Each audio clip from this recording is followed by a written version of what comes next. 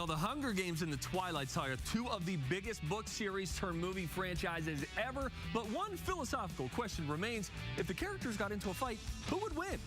The Hunger Games. It's drawn a lot of early comparisons to the Twilight Saga, but frankly, the stories are very different, with one being a vampire love affair and the other forcing kids to publicly fight to the death. But for anyone who can't quit comparing, we figure there's only one way to settle this. It's time for the Twilight Hunger Games Showdown.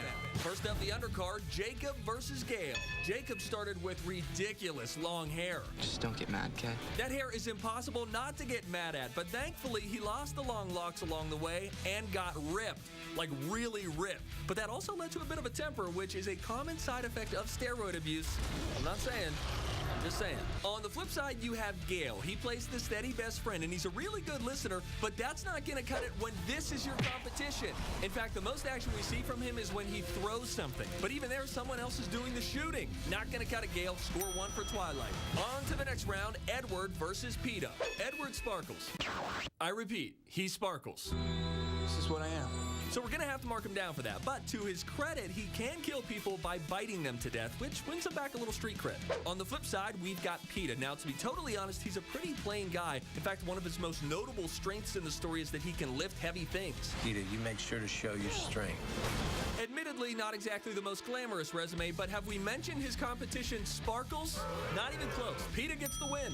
Now, to the main event. Bella Swan toe-to-toe versus Katniss Everdeen. I have to admit, prior to the last Twilight installment, we would have given the win to Katniss easy, but some big things happened. First of all, Bella had a baby, which means she automatically got that crazy mom strain.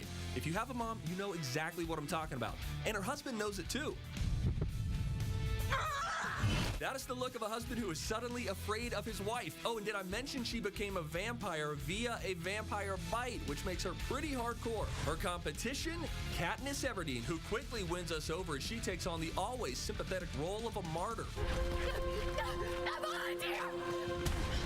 I volunteer as tribute! And she can kick butt. Her weapon of choice, a bow and arrow. Not a gun, a bow and arrow, which is not only old school, it also makes her enemies suffer before they die, making Katniss a little bit twisted, which we respect.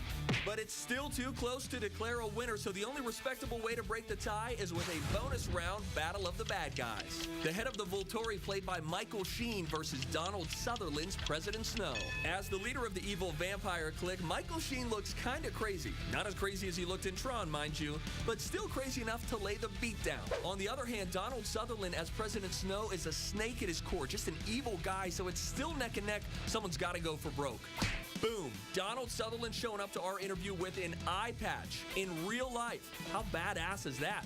Point for Donald Sutherland. Score the win for the Hunger Games. Turns out the odds were ever in their favor.